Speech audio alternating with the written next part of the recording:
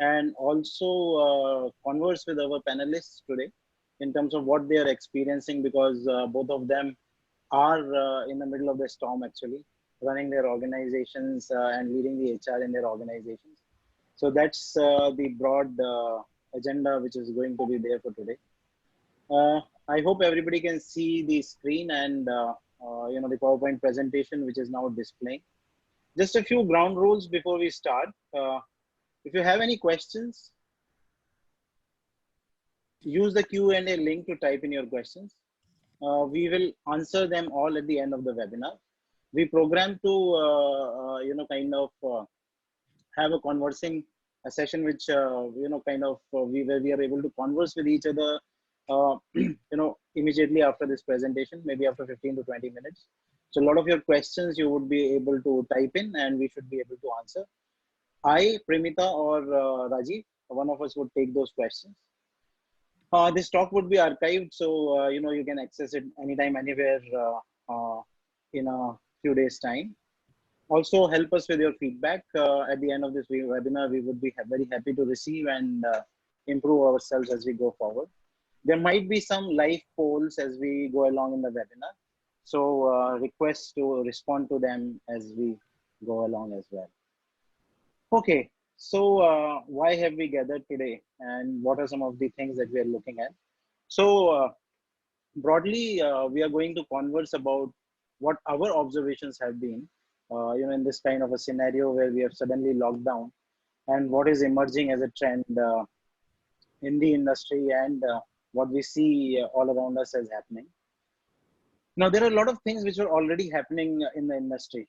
And I think it will be a good idea if we look at some of that and where we stand today, some of the studies that we had done ourselves, and some of the studies which, industry bodies and, the World Bank organization or some of the other people may have done.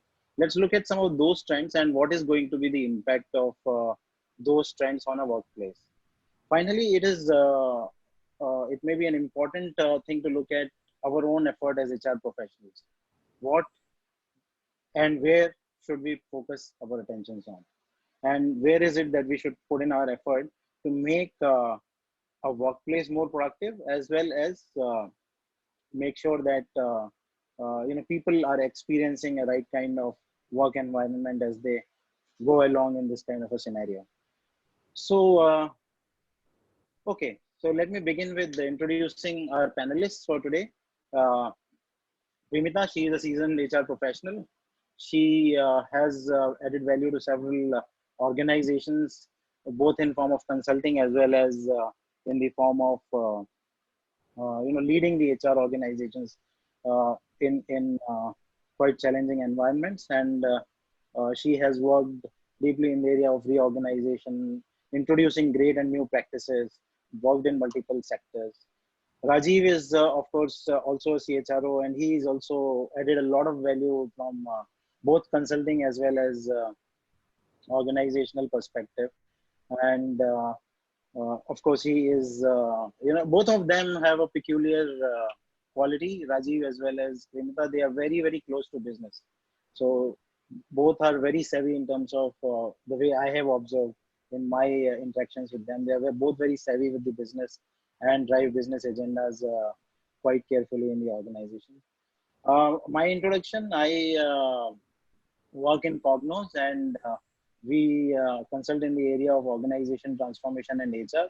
I have personally been working in the consulting industry for several years now, maybe I think 2 decades now, and like to work in the area of reorganization, change management, learning, and talent. So these are predominantly my areas of expertise. Okay, so coming back to the agenda for today. Now, what we have been seeing in the last few years.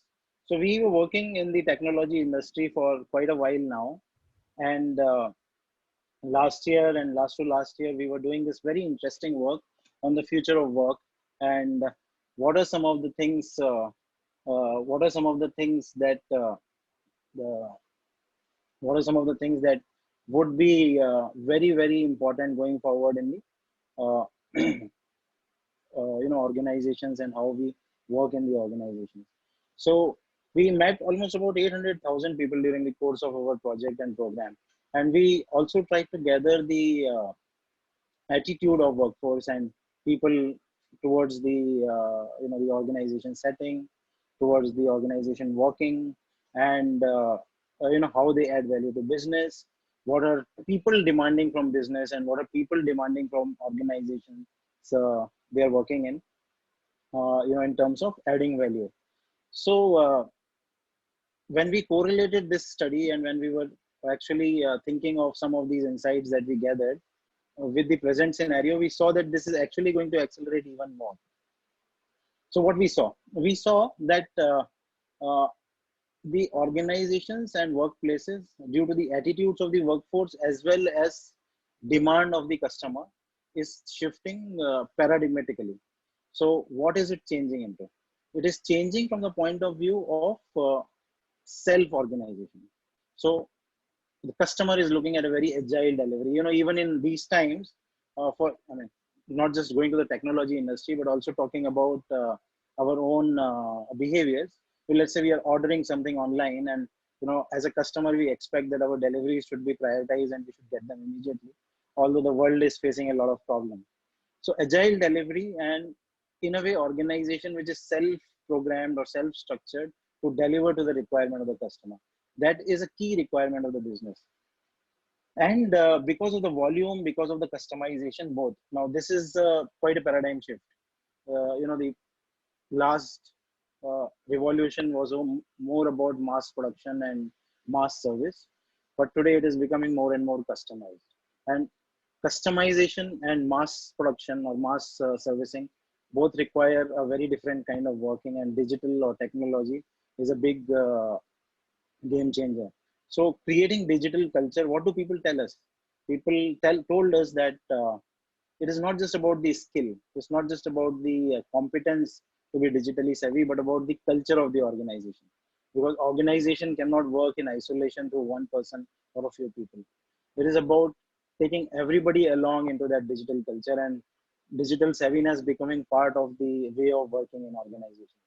Different geographies we have observed are different paces of evolution, but we are seeing that this is something which is going to scale very fast and is going to create a completely new paradigm as we go forward in terms of the way we work. So this is on the business side. This is what business is demanding, and this is what workplaces are becoming like. What do people want? And that this became an even more interesting part of our study, as we found that uh, it's the autonomous work. People don't like to work in environments which are very, very hierarchical, which are very, very demanding, which are very, very structured. People want to experiment, and they are looking at work which has more autonomy. The other aspect is nobody wants to remain to a single set of skills. Now, this coming from people, this coming from business, of course, makes sense. But people themselves also don't want to remain with being single skilled in their work or in their job environment. People are seeking to get full stack capabilities. I take my own example. In terms of trying to acquire capabilities. Looking at not just let's say the organization consulting, but also some of the digital skills, also some of the statistical and analytical skills. So people are acquiring more and more capabilities, which is a sign of the times, and that is what we found after studying so many people, and also almost about 2000 3000 jobs in the organizations. The other aspect is, of course, the enhancement of purpose. People are looking for the larger meaning, and I'm sure with this current scenario, this will escalate even more. What is the meaning, and what is it that I'm working for? Is it just the job, or is it just the work, or is it there's a certain higher purpose? So this is what we found that are some of the shifts that are happening. Now, what implication do they have on organizations' priorities? And when we talk about digital HR agenda, what is it that we look at from the point of view of the transformation? So agile teams from hierarchical organizations and structures, creating digital culture, creating more self-driven work, And we will see even more and more of it as we ride through this phase of COVID and get back to work again in the workplaces. Enabling learning marketplaces, self-driven capability development, that is something which is going to be a incoming and big challenge for organizations. uh, you would have seen in the last 1 month or 1.5 months, there is a spur in the way webinars are being organized. The different platforms are making their learning properties free for the people, including Harvards and MITs. So in a way, marketplace or socialization of learning is becoming more and more, and it is going to escalate at a very high pace as we go forward. And big challenge for organizations will be to create a right and uh, you know organizationally relevant learning infrastructure for the employees, so that they can access learning anytime and anywhere, which helps them in their work. And moving away from engagement surveys. So engagement surveys, the way we know it, are a thing of the past. They were relevant in the workplaces where large number of people were coming together to work and get engaged and satisfied with the way work was happening. But engagement survey will give way to self-determination and purpose. And self-determination and purpose is going to be a very, very key and important element or aspect of our work workforce engagement, if you may call, or in the gig environment, engaging with people, where people are self-driven and motivated to contribute in the workplace. This is going to happen with the sales teams. This is going to happen with the teams frontlining the customers, the customer service teams, the product delivery and product development teams. So, in a way, workplace satisfaction and engagement, of course, still relevant, but relevant more in the environments where a lot of people are coming together to work, like in a manufacturing environment or a project environment, but not in the, when I say project, I mean infrastructure projects. A large number of people come together to work for a short time. But when we look at any other kind of collaborative environment, it is the purpose that will be the most important driver of engagement. All right. So, shifting gears to what the world feels today, and this is from we picked it up from a World Bank study which was being done on the developmental indicators, and we looked at our country and how the country is moving towards, and what is it moving towards, and there is a clear shift towards service and manufacturing. Although farm contributes a lot and it will continue to contribute a lot in terms of keeping our economy stable, but looking at the jobs, where will they be generated? It is mostly going to be in the spaces of service and manufacturing. So just pause for a while and let's kind of visualize a scenario where we don't need support functions to come to office, and that requires a very different kind of thinking. Let's say the entire finance department, can it work away from office? Is remote working going to be the reality of the future? Service industry anyways is moving big time towards more distributed kind of environment for jobs. So if these two sectors are going to be major generator of jobs, and these times will pass by, this tide will kind of uh, go away, but what will remain is the cultural shift that we are going to experience as we go along. So who is required to be physically present in the organization? And that is a question the organizational leaders and the CEOs, the CHROs will start asking. Who is required to be physically present in office to kind of conduct work? Or who can do the work without being in office and can contribute remotely? Who can be a gig, and what roles are not required in the organization? And those questions will become even more and more intense. Okay, so let's go through a brief poll here.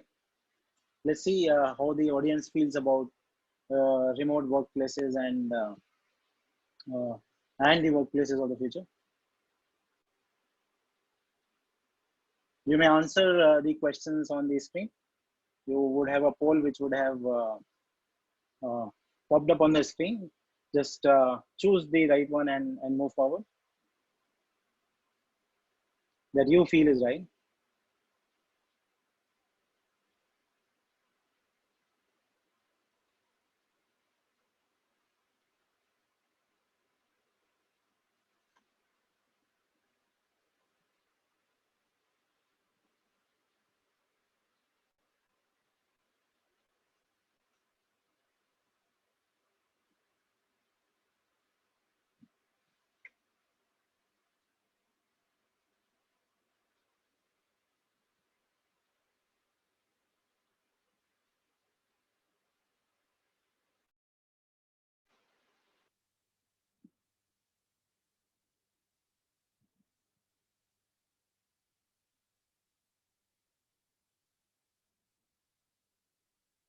Okay.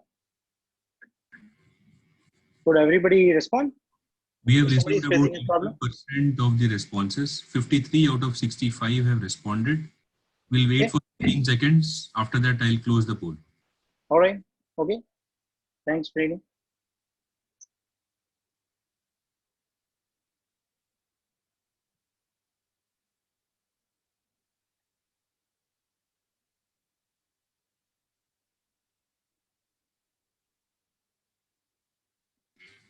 Okay, I have closed the poll and I am sharing the results now. Okay, so 42% people feel that working from home is a good idea. Now let's see what some of the earlier studies indicate. Okay, I'm closing the screen for now.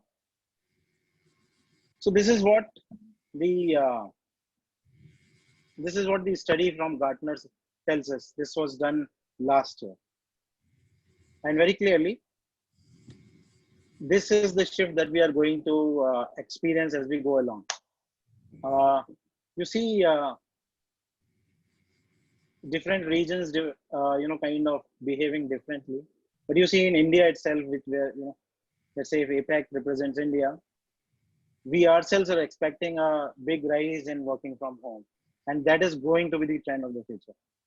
So as work shifts to home, what is going to shift in workplaces in terms of practices, processes, the culture, the environment, the ecosystem? How does it all come together to deliver the requirements of the organizations that we work in? So this is an interesting insight, and now a lot of times people talk about different generations behaving differently, but and that's what we were trying to say. The poll suggests the same. Uh, if you look at across generations, the trend is the same. More and more people are being, interested or showing the interest or displaying the interest in working from home, and that is what the slide suggests. So it's not just one generation; it's actually across the generations that we talk about. Okay, Srini. So we have, I think, one more question for our audience here.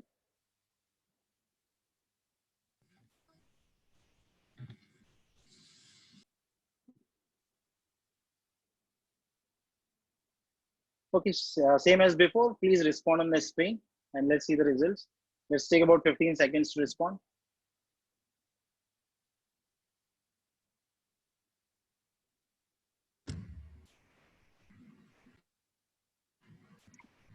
And just to add, this is a multiple choice. You may choose more than one option.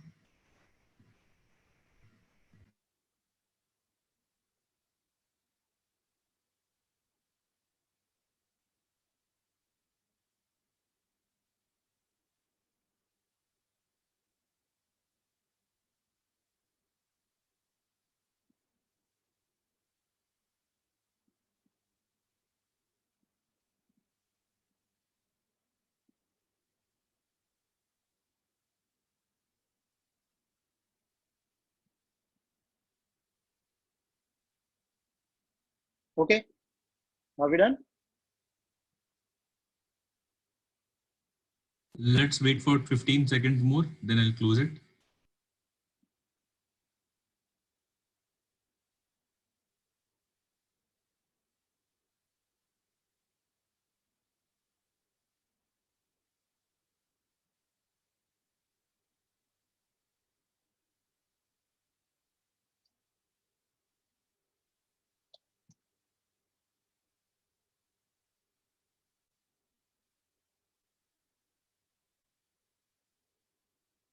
Okay, so this is interesting. Collaborative working, digital adoption, employee well-being. So some of the answers actually which I was trying to give through this presentation are already there on the screen. That working collaboratively, adopting to digital environment, and focusing on well-being are going to be 3 or 4 big chunks of work that come the way of HR professionals as we go along. Okay, so moving along, if we have to sum things up in one slide, and this is what it is about, people plus technology is what is going to drive the work of the future. It is no more about just mass production, but also customization. So from the point of view of people, ingenuity, collaboration, and intuition is what is going to help businesses. And from the point of view of technology, iteration, strength, and precision is what is going to help businesses. And that is why agile ways of working, you iterate and iterate and iterate, and you kind of come up with better and better versions of your product. You strengthen your product as you go along, and we can think of Googles and Facebooks and Amazons as we go, as we think of this, even Apple. And precision, which is about very high ability of organization to provide what the customer requires. And the most important skill of the future is sensing. It's not lying in the people, it's not lying in the technology. It's lying in the sensing, and which predominantly is about human. Using technology correctly to sense what is happening and converting it into our products and services. We have heard about this from so many people who practice design thinking, and we have heard of it from so many people who are into product development. But this is going to be a crucial skill, not just in development, but also in delivery of services. Okay, so uh, bringing us back to HR, uh, what are the key questions that we must ask ourselves today and answer? Trusting employees in this remote, collaborative way of working. Do we have the kind of work that can be done remotely? What can be done remotely? What cannot be done remotely? Do we have employees who can and want to work remotely? And do we have the technology infrastructure? Each HR professional today needs to ask some of these questions. And in creating a digital workplace, there's a lot of alignment which is required. And this is coming out of our study, which we kind of also did, particularly in the technology industry, is about we have to bring for digital workplace to happen. Digital workplace services have to happen, and that requires business alignment, business metrics, and the employee experience coming together. And then, as an individual, as a team, and as an organization, I should be able to work seamlessly. That's when the digital dexterity or digital culture is actually acquired. So if business deliverables are not aligned with the kind of metrics and the operational deliverables I'm driving, along with the experience, along with the seamless experience, where I don't have to struggle much to deliver my organizational requirements, where I don't have to struggle much to carry out my work, the employee experience part of it has to be enabled by digital workplace services for individuals, teams, and organizations, which brings together the dexterity and the culture. It's not just about an individual digital skill. That's what we are trying to say. And creating a digital culture is an enterprise-wide effort. It's not just HR effort. But HR folks are responsible for digital workplace services. And that is why creating those digital workplace services is going to be a key priority in the next few years for all of us. All right, to end on this slide, this is the last slide, and I think I'm overshot by 5 or 7 minutes. I'm very sorry for that. What are the 5 key priorities for HR organization? The first one is to redefine organization itself in terms of what is remote, what is non-remote. It's not so much about hierarchical design. It is about how we can design an agile organization to let people work autonomously on their required deliverables and supported by technology and digital environment. The DWI&O is a big thing. DWI&O has been spoken a lot in the world. From the point of view of creating a digital workplace now. this infrastructure actually goes right to the home of the individual. So how do we enable all kinds of practices, including data security? We are on Zoom right now and we hear so much about Zoom, but including digital data security, how do we carry out digital workplace infrastructure and operations modeling, which is more secure and which is more employee and customer experience friendly, is something that we need to look at. Engagement of remote workforce, and we talked about it from a purpose point of view. Engagement surveys, days of traditional engagement surveys should be over. They would not make any sense 1 year, 2 year down the line, because we need to engage a very different kind of workforce, which is big workforce, which is working independently and autonomously, which is kicked about its own contribution rather than somebody providing a good environment. Or even the manager's role is going to change. A lot of people talk to us about span and spans and kind of spans which are required in organization design. We say it can be 1:100 in the future, or 1:200 in the future, because we are talking about more autonomous people working in the workplaces.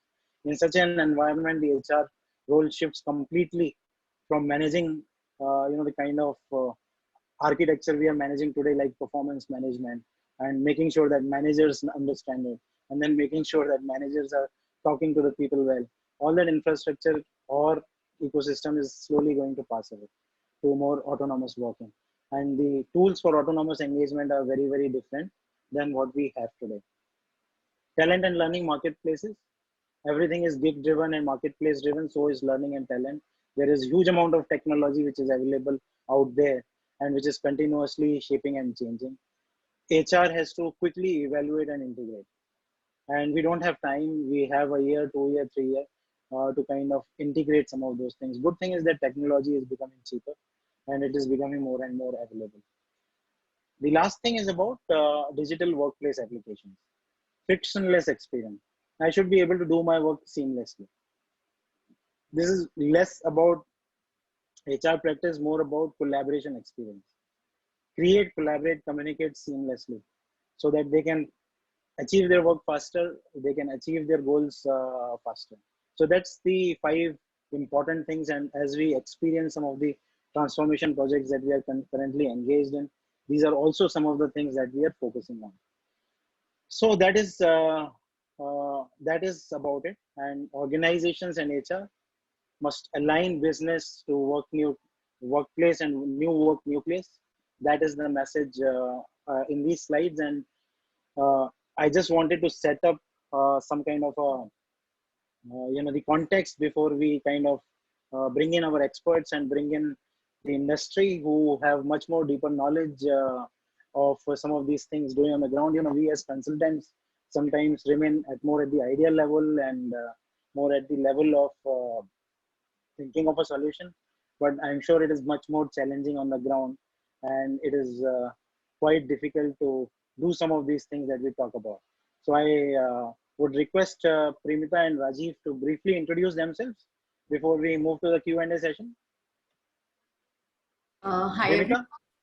Hi, everyone. Thank you, Lokesh. Hi, everyone. My name is Primita Singh. I am currently the Chief Human Resource Officer for Hero FinCorp. I thank Cognos, the entire team, for putting this webinar together, and it's a pleasure to be with all of you. Hero FinCorp is a NBFC organization, and currently my workforce is split across 1,300 locations. We have about 8,000 staff members, and we service a customer segment which is hugely diverse, which starts from lending to a bike owner, which is a Hero bike owner, which will be a carpenter, perhaps a milkman, a small Karyana store owner in the rural India, to the promoters where we do absolute lending. So we do lending for masses, mass affluent, which is the middle class, and the affluent. And I'll be happy to share a few experiences with you today, and also gain immensely from this discussion, of which Lokesh very properly set the note. Thank you. Rajiv? Yeah, hi, thanks Lokesh, and hello everybody. I'm Rajiv Singh, currently the CHRO of Alliance Tire Group, which is part of Yokohama Group companies based out of Japan, but I am in Mumbai. We have, what we do is uniquely placed in the market, which none of us, I mean, most of us may not come across, but we can visualize it. We are in tire making, which is for off-highway use, which means that all the big tires, perhaps larger than our size, what you see in minings or in farming, etc., is the kind of tire that we make. Mostly export-oriented business that we are in. We are globally present in Europe, US, and Israel. Uh, in terms of what I bring to the table, perhaps this interaction of the topic is very interesting. Everybody is talking about digital HR, digitization of the workplace. Everything is all around digitization. So looking forward to sharing my perspectives on some of the aspects that you may have and questions that you may ask. So looking forward to those interactions. Thanks both. All right, so to begin with, let me ask both of you a question. So what are your priorities in the current scenario? And as this scenario gets over, maybe you can take turns in replying to that. What does it look from inside? From outside, it looks very digital, but from inside, how does it look like? So Rajiv, I'll go first. Yeah, please go ahead. They say ladies first. Okay. I think currently, of course, the very first priority is employee safety and holistic well-being in this time. And we have taken some actions around it. And I can talk a little bit more around that as well. But we are wanting to make sure that our employees are safe. They are equipped with all kind of, and it's not just about physical well-being, it's also about psychological well-being, and it is also about being purposeful.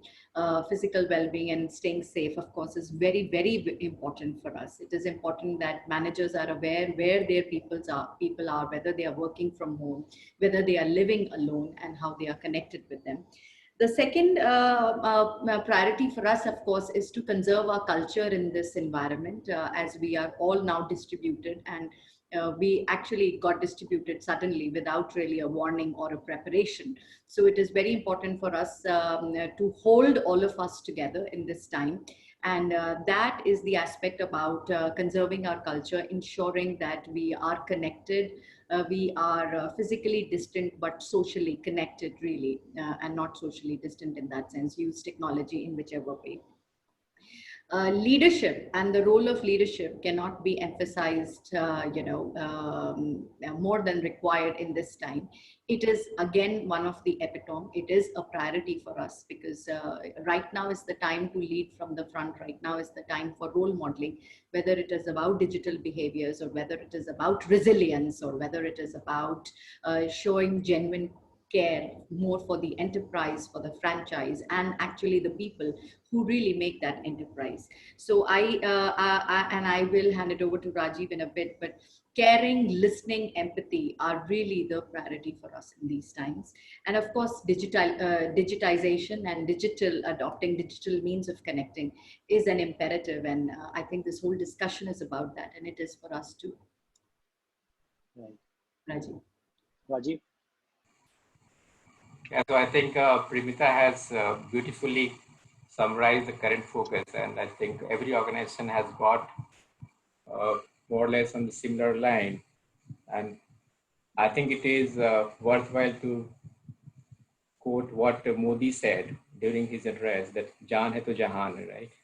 I think that applies very truly. That first, I need to have my people safe and well, whether I open today or tomorrow. The economy will fall in line, but if I don't have my workforce ready for that environment, then it doesn't make sense. So number one priorities remains there, that how do I keep my people engaged productively, as if keeping the business, the entire value chain of the business right now is going through disruption. There are some part of the value chain which is highly disrupted. There are some part which is kind of crawling, but we are trying to create a balance across all the wheels of this chain. Yeah. Having said that, I think the topmost priority, keeping that these top one's aside is, how do I prepare my organization and the people around it to deliver to our customer value with less resources? I think that's going to be the talk of the town. That's going to be the future once the post-COVID era starts, that your resources are going to be less with you. What comes easily to you right now, whether it's money, people, capability, etc., is going to be lesser. So how do you make more, deliver on your customer promises with less resources around you? So that's the key one as a theme that we need to be looking at, apart from preparing the business to rebound once everything starts coming normal, or so-called new normal, what we are talking about these days. And most of the other things that Lokesh, you beautifully covered in your presentations, and I think those themes remain at the core of whatever we are going to be doing. Yeah. So. Yeah.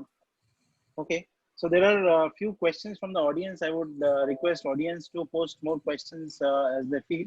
Let me ask those questions to you, read out those questions to you one by one. So, there's a question on strategy to retain the talent in these challenging situations. When, people are not getting the right, environment in terms of promotions, cash crunch in companies, how do we retain good talent in these times? What do you think about it? Any of you can pick up the question actually.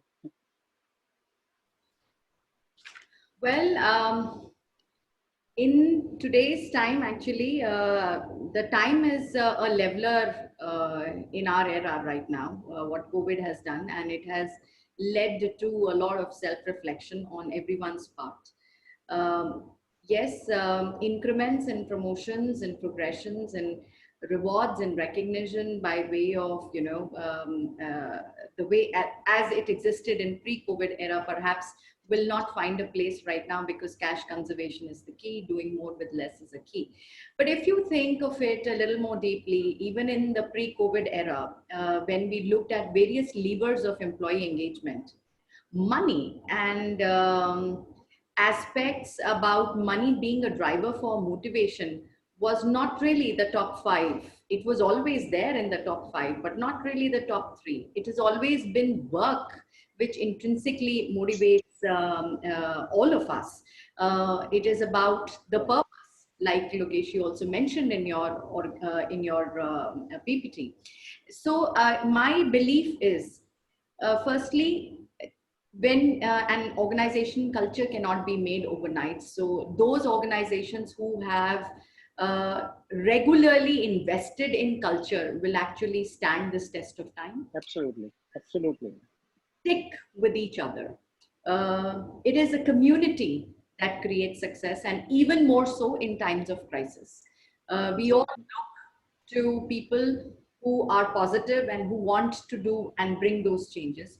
So those who are having strong cultures in that sense, where empathy and care always found a place, will genuinely be leaders in this. And those who are not yet there, my perspective is that it's never too late to make investment in that area.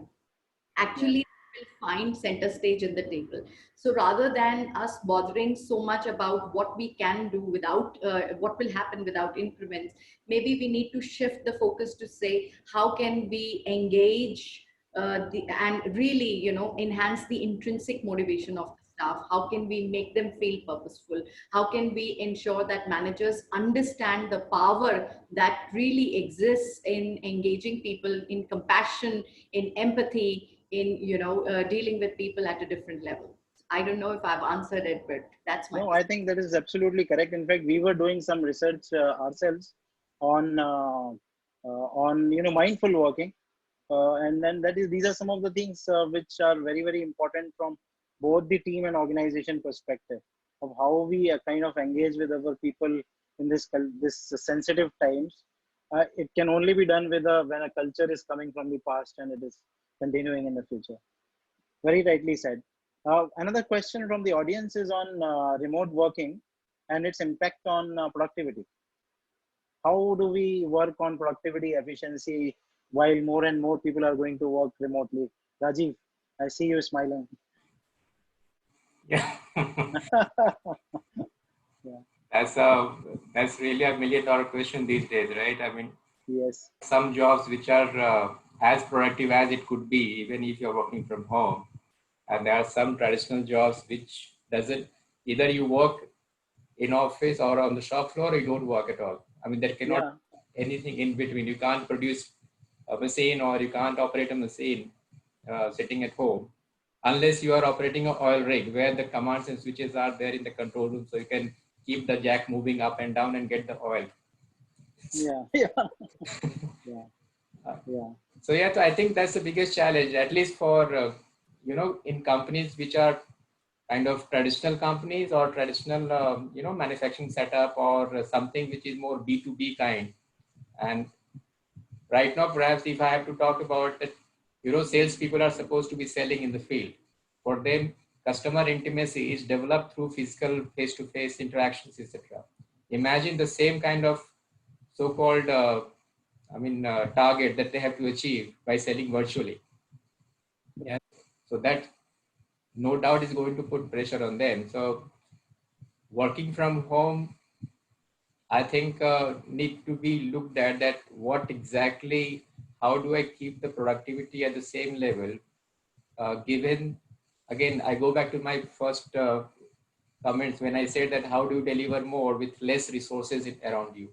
So this is Yeah. one theory that while you're working from home, how can you still deliver or those promises which in normal circumstances you could have done it. So uh, I don't have a direct answer to it, but it's something that Yeah. need to get evolved over a period of time. And I guess Yeah. it also, I was just connecting with your first question that one of the audience asked, that engagement or retention is kind of two-way process. It cannot be just company doing everything for you to retain you. But at the same time, you are not showing any interest to how do I make that happen. So it has to be quid pro quo kind of situation. So Correct. everybody needs to think uh, beyond money. That is the lowest on the Maslow need hierarchy, right? So all of us, COVID is not asking us to go to the bottom, but look for something different, unthinkable, right? Yeah. I think that's Absolutely. thought process. Absolutely. No, Okay. yeah, I think yeah, Premita. I'll just take 2 minutes. I Yeah, just sure. want to say that, actually post COVID, one of the things that we will see happening is, and in leaders particularly, is to be dealing with paradoxes. And the question you have asked is actually a paradox, because in some senses, in some places where work from home can happen, there are studies and there are schools of thoughts which would say that, we are more efficient and the work can happen more efficiently. And yet, even in those environments who can make work from home happen, there will be the school of thought that how do I manage productivity, however? Yes, we are more efficient, but how can I manage productivity? We are seeing a fall in productivity. And that, of course, stems from the very, very basic Absolutely. of managers to have control, a need for strong governance.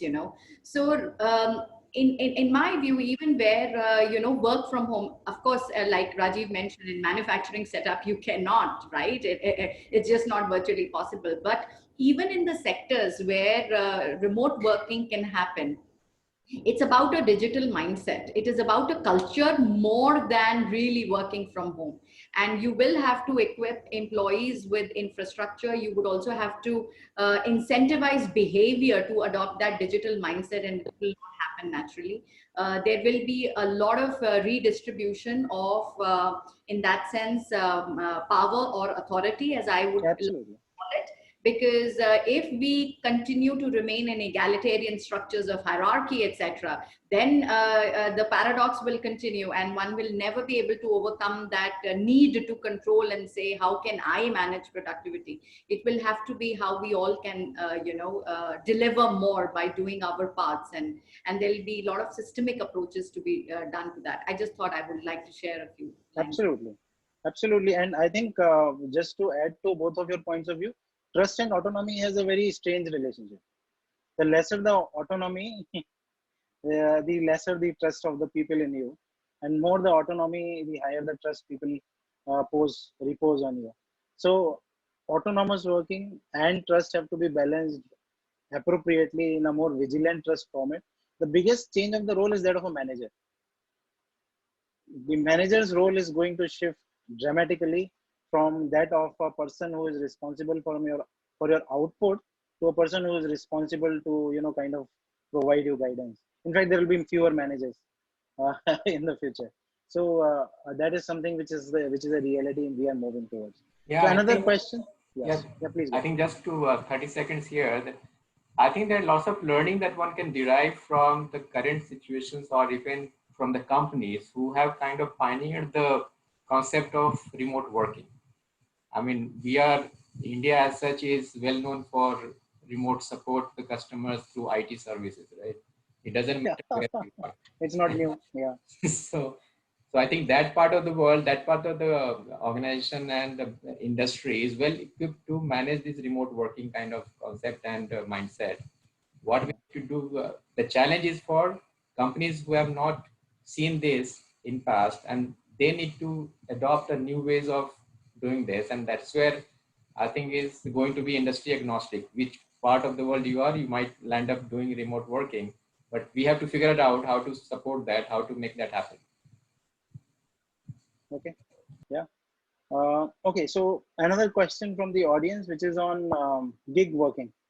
So more and more freelancers coming in the workforce. How does that ensure your data security? How does it ensure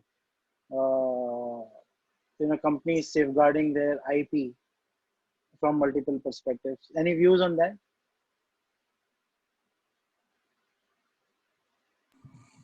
I guess I would say that it is not 100% going to be gig. I would say that it is a direction that we are taking. So maybe if today there are 5-7%, tomorrow there will be 25%. But the question remains, gig working. How do we secure information and data in such times? I think that lots depends on the technology that is supporting this kind of work Absolutely. arrangement, right? So, Yeah. I mean, beyond a point, you can't do anything, and that's where it goes back to your study and your comment that trust is the center point in all these things. I mean, Yeah.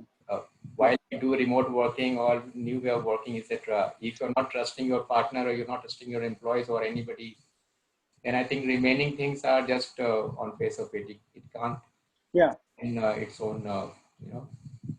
So you can't put everything in a contract, but you'll have to trust people, and that is the direction we are taking. And remote working, from the point of view of infrastructure, DWI, and how we were talking, that is the direction we'll have to invest in. Okay, Primita, a question to you from one of the participants. In the financial sector, how are you looking at productivity in the first half? And what about the revenues? Okay, so revenue as compared to the cost. So of course, financial sector is as stressed as a lot of other sectors, not overly stressed as a travel and tourism sector, but quite bit in stress. So in this time, of course, one has seen, but adversity also creates its own opportunities, if I may say. There is not absolute doom and gloom in that sense. Talking about productivity or talking about remaining purposeful or talking about business, I mean, we actually used to monitor, we have almost a lakh of customers being onboarded with us every month, retail customers. And we would see that very few of them would actually use digital payment gateways. We all know that digital payment gateways are more cost effective because, obviously there are not many intermediaries. The aspects of fraud are less. So it is a more profitable way of doing business. But there would not be many, people takers for it. But behaviors actually change, and they change at a rampant pace by the incentive offered in the adversity. Correct. In the last 30 days, we have almost seen the uptake of digital payments in our customer segment increase and grow at a rate of 100, 112%, 118%, which was unthinkable, which was absolutely unthinkable. We used to this used to be a core point of our innovation or our strategies to say that how can we move this consumer segment to digital innovation, and what should we do, and what kind of incentives we should offer. And sometimes it is not about incentive in terms of cash incentives, etc. Sometimes adversity becomes an incentive, and that's what we are seeing happening right now. So yes, when a situation like this happens, we have to find newer ways. We have to reimagine how we are measuring productivity, or how we are seeing is for some of the things we can deliver over the phone, we can deliver in a remote setting, and we have actually asked our employees. We asked them early. Hero as a company is built on relationships, so we have very Absolutely. Yeah. relationships, Yes. and we have a very strong connected culture in that sense. So managers are continuously talking to our employees, and in this, for example, 1 month of period, almost all our sales staff actually got on to doing collections, got on to having those conversations, and not just collections just to make sure that collection happens, but to also make sure that we keep in touch, so that whenever there is a little leeway given by the regulators on, when the morat period is over, etc., then amongst the people who they would like to repay, you are the first one. So keeping Yeah. those alive with the customer. So those input measures are right now getting measured. We actually announced and shared with our staff that for this 1 month, the KPIs are different. And as I am speaking to you here, the team, the managers are actually putting those KPIs together, because we are Yeah. one, and we had to Yep. change. These are tools. Yeah. Yeah. Right. Uh, Another question, Rajiv, on the talent management practices in the coming times. How are they going to shift or change as we go forward? Yeah, I think talent management, in my perspective, has always revolved around three B's model. People always talk about it, and you might have heard Yeah. it in the past as well. Buy, build, Yes. and borrow, right? So these are the three aspects of any talent management plan. Absolutely. Buying is kind of on hold for most of the organization, that is hiring from outside. Uh, Yeah. I Building. more and more focus is going to be on build side, and in the sense, how do I help people grow faster and grow better? Like I keep going back to the same thing, that they need to learn how to contribute more and more with less around them. And I think one of the questions I saw in the panel was about organizations are going to have less people going forward because of whatever is happening. So how Yeah. Absolutely. the productivity level, and that is where people are going to have in the area of talent management, perhaps people are going to see bigger opportunity to contribute in a larger canvas in the organization, rather than Absolutely. well defined by just one, this is my job or this is my area.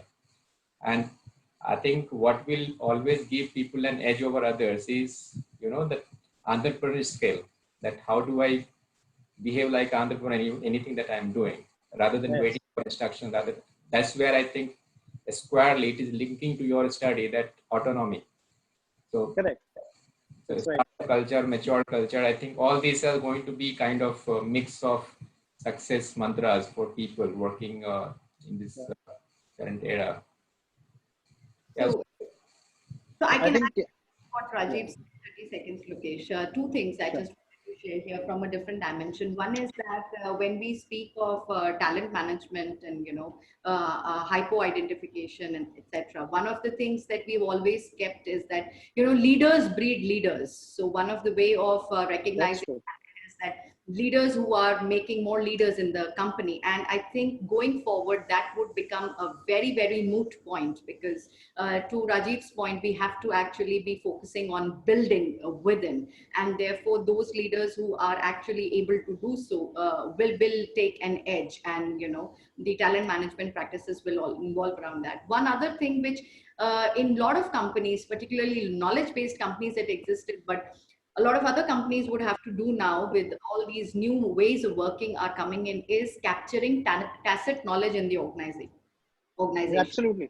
So Absolutely. knowledge management practices will now become very tightly integrated with talent management practices. Absolutely.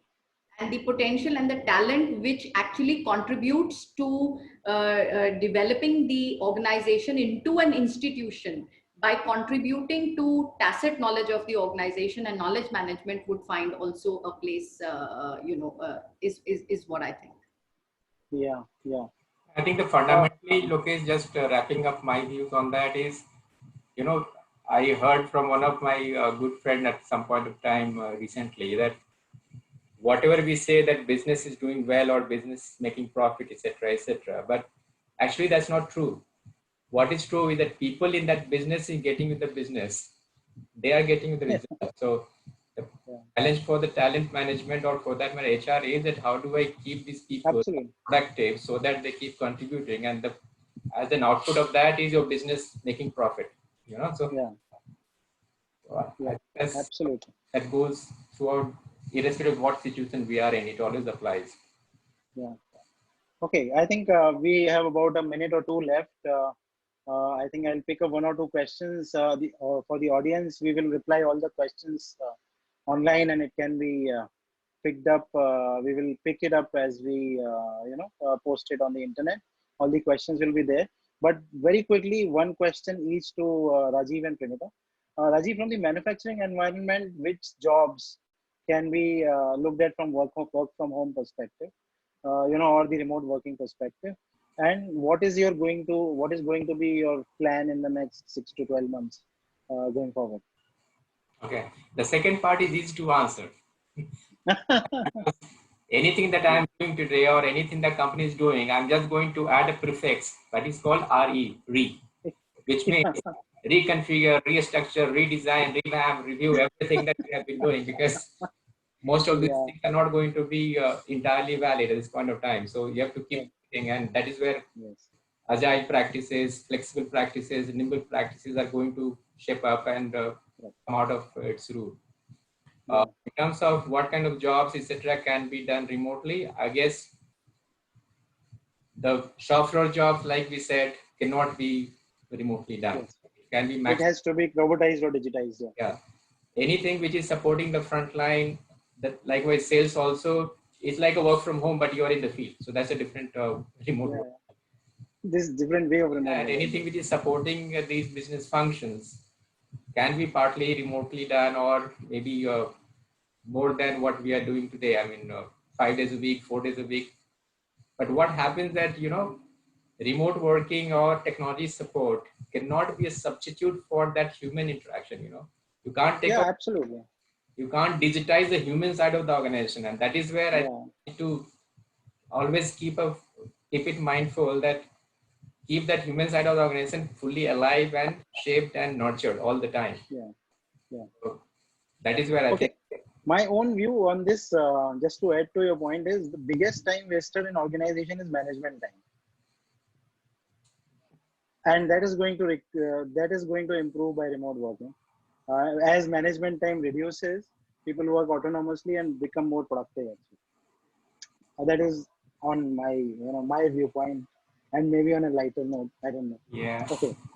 Okay. One question, Premita, to you. The last one. We are almost at the end of time. What habits are you nudging your employees to in these times, and you want them to continue? Okay, one of course is about being the ability to handle data and ability to read data, ability to be comfortable with data, because all managers and upwards going forward will have to rely a lot on it. The world ahead of us offers lots of opportunity, because a lot of things are going to become objective. Because when you are working, not face to face, a lot of dynamics and a lot of aspects of perception management just go way out of the window, right? Suddenly the outputs and the real deliveries start to matter a lot more. So one is about that. The second one is about being a collaborator. Absolutely.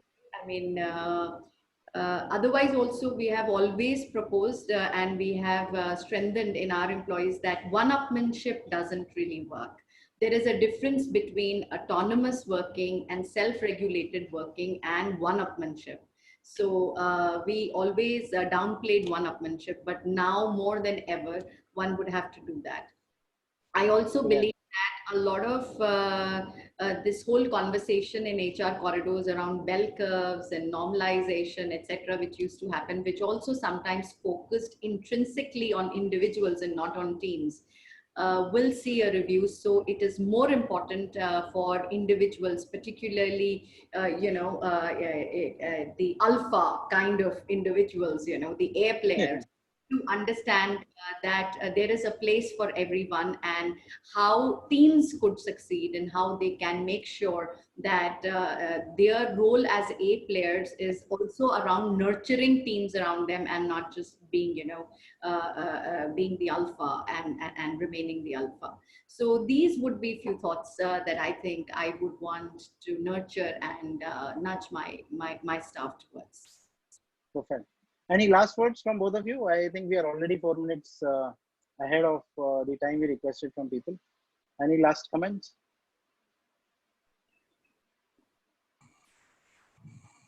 I guess there are some situations which are not because of our choice. And in those situations, we should look at what do I create that this situation becomes a memorable one for not only for me, but for the society and for the organization I'm working for. So with that kind of mindset, it will not be that hard to come out of this situation and get back to what we were. But at the same time, in order to get there, we have to kind of review everything. What made you successful so far is not going to take you. It's not going to be in the future. Right. Primita? Yeah, I would just like to say that, it's a great leveler, and right now actually is the time to unlearn, learn, and actually learn from everybody, not take a high ground that, we are the ones who know, and, the learnings really not come from the shop floor. Actually, a lot of it would actually come from there. And the second one, of course, is that it is time to, uphold the human in human resources. Correct, yes. So yeah, tide and time doesn't wait. I think to my mind, what comes is two survivors out of this this whole thing that we are experiencing is agile organizations and agile people.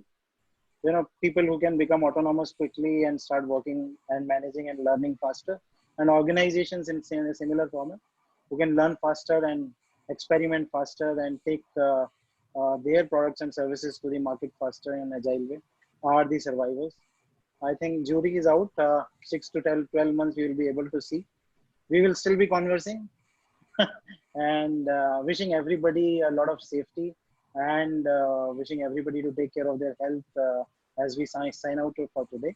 A lot of questions may be unanswered, but we'll take care of them as we post on the internet.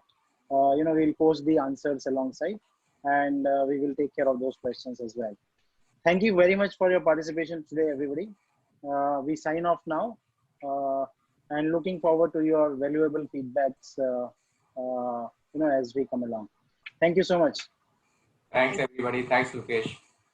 Thank you so much. Lukesh. Yes. Wrapping up the Thanks, meeting Nimita. now. Thank you very much. Yeah.